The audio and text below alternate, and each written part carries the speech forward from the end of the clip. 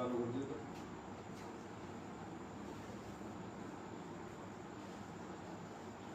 साथियों, आज दिन में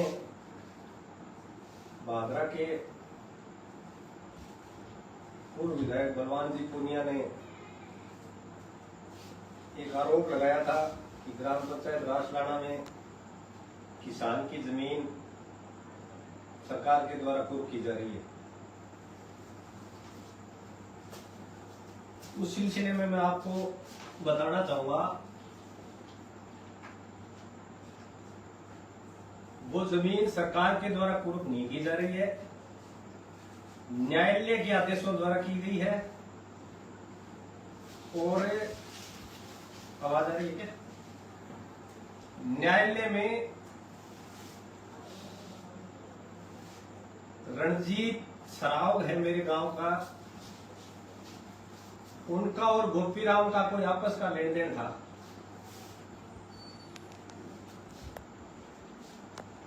10, 20, 15 साल पहले गोपीराम ने रणजीत को वो पैसे दे दिए थे, लेकिन गोपीराम सीधा साधा साधारण आदमी है, वो पर नोट स्टाम्प वगैरह वो वापस लेना भूल गया। तब से वो वहीं पड़े थे और कोई 1000-2000 रुपए उसके कोई ब्याज बट्टे के बकाया भी रहे होंगे, लेकिन जब दिए तो वो शायद छोटा बेली में हो गए। उसके बाद में रणजीत ने क्या किया कि वो कागज लेके भादरा एसीजेएम कोर्ट में वकील करके दावा कर दिया कि मेरे इतने पैसे बकाया है और ये दे नहीं रहा है।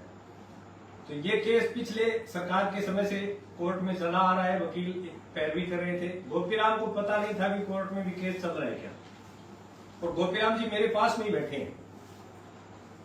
तो कोर्ट ने क्या कि वो पैसों की वसूली का आदेश कर दिया और इजराए के लिए लिख दिया, और तहसीलदार भादरा को कहा कि जमीन को कुर्क करके वसूली करके रणजीत को पैसे दिलाओ। साथियों, गोपीराम जी भी पूर्व विधायक जी की पार्टी के कार्यकर्ता हैं और रणजीत सराव भी पूर्व विधायक जी का नजदीकी है। फर्क इतना ही है कि गोपीराम साधारण आदमी मात्र वोटर है, रणजीत अगवानी कार्यकर्ता है। और पूर्व विधायक जी लोगों को गुमराह कर रहे हैं। काफी लंबे समय से यह मामला चला आ रहा है, दोनों आप ही के कार्यकर्ता है। आपको इनको बिठा के इनका मामला तो सटाया जा सकता था, लेकिन आपकी तो आदत पड़ी है झूठ बोलने की, और झूठ भी बोलो जोर से बोलो। जोर से झूठ बोलने से लोगों को सच लगने लग जाए। तो वो कुर्की का जो आदेश है वो आदेश आप लिए घूम रहे हो, उसमें बैंक का कहीं नहीं लिखा है, सरकार का कहीं नहीं लिखा है, कोई मतलब नहीं है। ये एक साहूकार का और एक जो लेन देन अपने करते हैं वो है, जिस तरीके से अपने आड़ती से आड़त कर लेते हैं उस तरीके का मामला है। इसमें सरकार का कोई लेना देना नहीं है। लेकिन पूर्व विधायक जी को तो सिर्फ राजनीति करने का शौक सदा हुआ है। जब से आ रहे हैं तब से बौखलाए जा रहे हैं, और रसलाना का नाम दिखे तब तो इनको नींद भी नहीं आती। पता नहीं ऐसा क्या है रसलाना में। हालांकि भादरा के लोगों ने इनको सीरियस लेना बंद कर दिया है, क्योंकि रोजाना झूठ जो बोलते हैं उनकी तो सच भी झूठ लगती है। गोपीराम जी मेरे पास बैठे हैं। ताऊ जी, आप एक बात बताओ, आपका लेन देन रणजीत सराव के साथ है पुराना, और ये जो कुर्की करवाई है ये किसने करवाई है?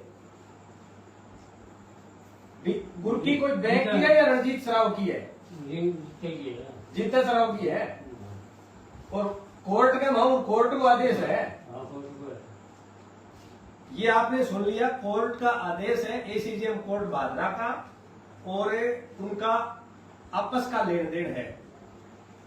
और पूर्व विधायक जी को मैं एक बात दावे के साथ कहना चाहता हूं, आप जो रणजीत सराव के साथ मिलकर गोपीराम की जमीन की नीलामी करके और उनको जो पैसा दिलाने का झूठा खेल खेल रहे हो, मैं आपको चैलेंज करता हूं, आप गोपीराम की जमीन की बोली नहीं करवा पाओगे और गोपीराम की जमीन आप बेच भी नहीं पाओगे। और हमने तहसीलदार जी को कह दिया है कि हम कोर्ट में आगे अपील में जाएंगे, कोई नीलामी नहीं होगी, कोई किसी प्रकार का कोई मतलब नहीं है। आप जितना चाहो उतनी राजनीति करो, लेकिन ऐसा हम कम से कम रसलाना में तो नहीं करने देंगे।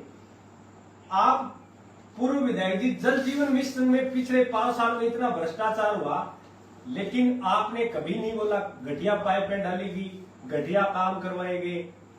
सुनने में आया कि जल जीवन मिशन के जो ठेकेदार थे उन्होंने किसान भवन में चंदा दिया, आपने आंखें मूंद ली। सड़कों में भारी भ्रष्टाचार हुआ, एक बरसात नहीं झेल पाई सड़कें, सारी सड़कें टूट गई। आपकी जो काली नागिन सड़कें बताते थे, उसमें सुनने में आया कि किसान भवन में उन लोगों ने भी चंदा दिया। नगर पालिका में भारी भ्रष्टाचार हुआ, पट्टों में भारी भ्रष्टाचार हुआ, नगर पालिका में निर्माण कार्य हुए नहीं, उनकी एमबीसीसी भर के आपने उन लोगों के पेमेंट करवा दे।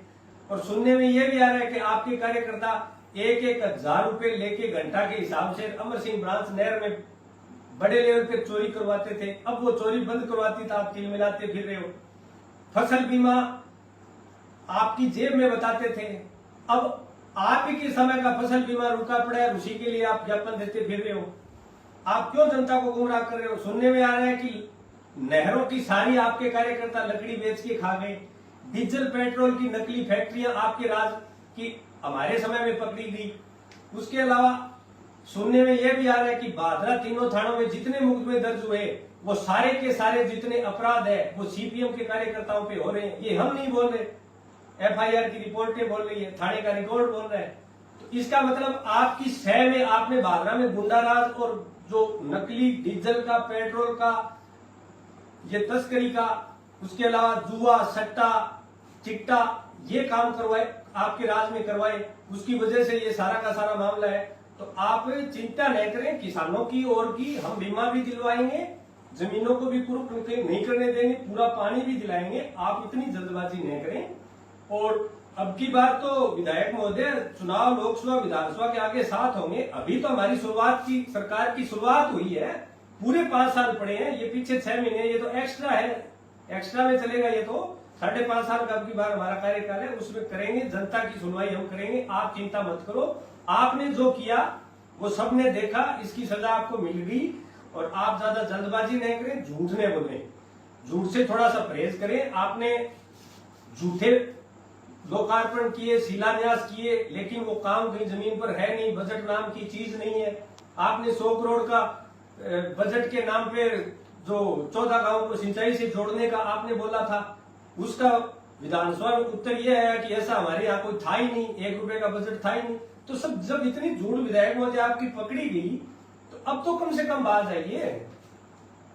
आप कई दिन आराम करिए, जनता की सुनवाई करने के लिए भादरा का विधायक संजीव बेनीवाल बैठा है, वो रात दिन काम कर रहा है।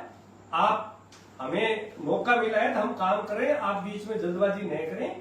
और जनता आपसे पहले भी ऊब चुकी थी और आज भी आपके साथ नहीं है। ठीक है, थैंक यू, धन्यवाद, बहुत बहुत धन्यवाद। कागज दिखाओ, कागज बड़ी ना, कागज एक बार ये कागज दिखाओ।